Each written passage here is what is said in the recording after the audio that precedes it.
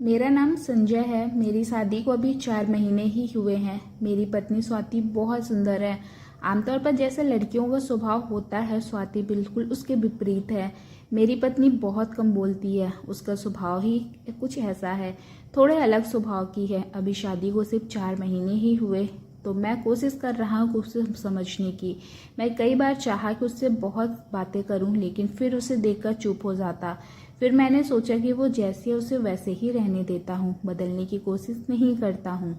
बस फिर धीरे धीरे उसकी यही बात मुझे अच्छी लगने लगी। कभी कभी जब मैं ऑफिस से समय पर नहीं आ पाता, तब भी बस वो सिर्फ यही पूछती है कि ऑफिस आज लेट हो गए। मेरे ऑफिस के काम और बाकी बातों के बारे में वो कभी भी नहीं पूछती थी।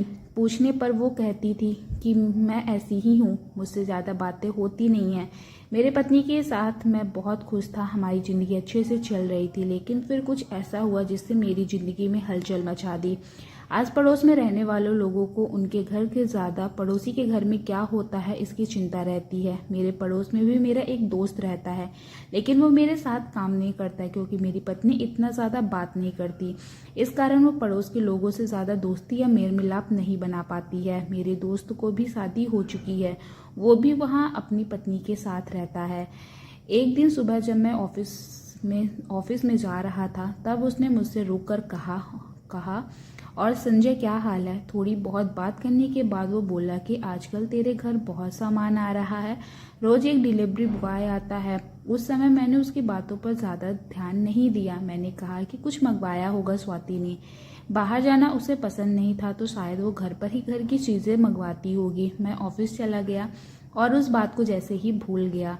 घर वापस आकर मैं स्वाति से इस बारे में बात करना भी भूल गया। सच कहूँ तो उस समय मुझे लगा कि इसके बारे में क्या पूछना, लेकिन जैसा ही मैंने कहा आपके घर में क्या हो रहा है यह आपसे ज़्यादा पड़ोसियों को पता होता है।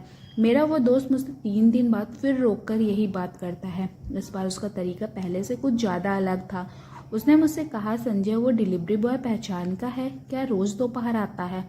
इस बार मुझे थोड़ा सा एहसास हुआ कि आखिर वो कहना क्या चाह रहा है। जब मैं ऑफिस में काम कर रहा था, तब भी मैं उसके बारे में सोच रहा था। आमतौर पर मैं अपनी पत्नी को ऑफिस से तभी कॉल करता हूँ जब मैं लेट हो जाने वाला होता हूँ, लेकिन उस दिन मैंने उसे फ़ोन किया, वो भी दोपहर के समय। मेरे 2 बार फ़ोन करने के बाद मेरी पत्नी ने फ़ोन नहीं उठाया। मैं अपने काम में लग गया, लेकिन मेरे मन में कई विचार उठने लगे। मैं अपना काम करने लगा। करीब 2 घंटे बाद मेरी पत्नी का फ़ोन आया। बोली कि फ़ोन कहीं रखा था, पता ही नहीं चला कि आपका फ़ोन आया है। उसने पूछा क्यों फ़ोन किया। मैंने कहा कुछ नहीं, आकर ही बात करता हूँ। शाम को मैं घर आया। मैं चाहता था कि मेरी पत्नी से सीधा सीधा पूछ लूँ, लेकिन मैं वो नहीं कर पाया। मैंने उससे पूछा कि कुछ शॉपिंग कर रही हो क्या ऑनलाइन। उसने कहा नहीं।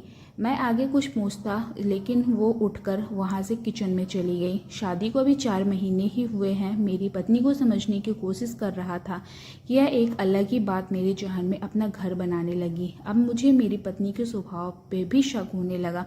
मुझे लगने लगा कि कहीं उसका कम बोलना इसीलिए तो नहीं कि वो मुझे पसंद नहीं करती। शादी अरेंज मैरिज थी, कहीं ऐसा तो नहीं कि वो मुझसे शादी ही नहीं करना चाहती थी। जो बातें उसकी मुझे अच्छी लगती थी, उन्हीं बातों के लिए अब मेरे मन में सवाल उठने लगे। यह सवाल मेरे ही नहीं बल्कि आस पड़ोस के लोगों के मन में भी होंगे।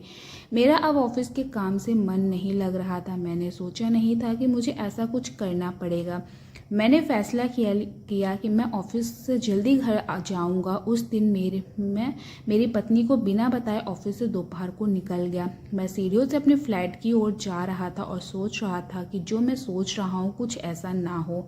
मैं अपने फ्लैट के दरवाजे पर पहुँचने वाला ही था, तभी मेरे घर में एक लड़का जो एक की डिलीवरी बॉय था निकला और सीढ़ियों से नीचे जाने लगा। लड़का करीब 20 साल का होगा। अब मैं वहीं सीढ़ियों पर सोच में पड़ गया। बाकी की थोड़ी सी सीढ़ियाँ मुझसे चढ़ी नहीं जा रही थी। अब मैंने सोचा था कि आज हाँ या ना में नहीं, आज पूरी बात होगी।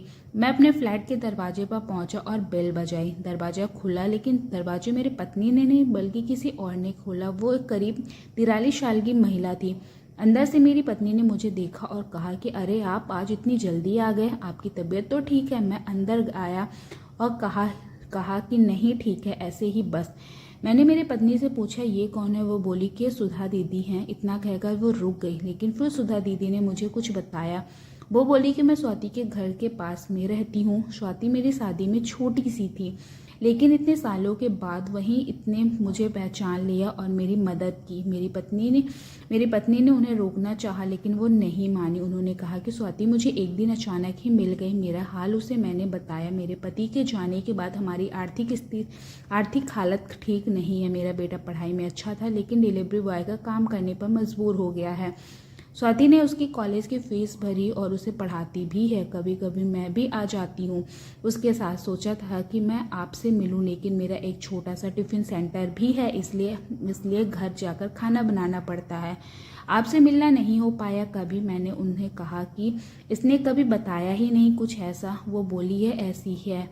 इसके मुंह से कुछ ज़्यादा निकलवाना बहुत बड़ा काम है। ज़्यादा बोलती नहीं है, लेकिन इसका दिल बहुत कुछ रहता है। मुझे जैसे अपने इस स्वभाव के कारण आप घमंडी या मर आने लगी सकती है, लेकिन इसको भी इसकी थी अच्छे से जानता हूँ कि वो ही बता सकता है इसके दिल कितना साफ है। उनकी यह बात मुझे सीधे लगी। मैंने आके कुछ और सोचा था। उसके जाने के बाद मैंने स्वाति से बात की और कहा कि तुमने कभी बताया नहीं। वो बोली कि क्या बताती, जीवन है, यह सब तो होता रहता है। हम क्या किसी की मदद करेंगे, तब सब करने वाले तो वो हैं। मेरी पत्नी को मैं समझ गया, लेकिन अब मैं ज़्यादा कोशिश करता हूँ उससे ज़्यादा से ज़्यादा बात करने की। दिन भर में क्या किया यह तो ज़रूर उससे पूछता हूँ। दोस्तों, उम्मीद करती हूँ आपको हमारी कहानी पसंद आई होगी। कहानी पसंद आई है तो वीडियो को लाइक करें, चैनल पर नए हैं तो सब्सक्राइब करें और हाँ, नोटिफिकेशन बेल ज़रूर दबाएं ताकि अगली अपडेट सबसे पहले आपको मिले।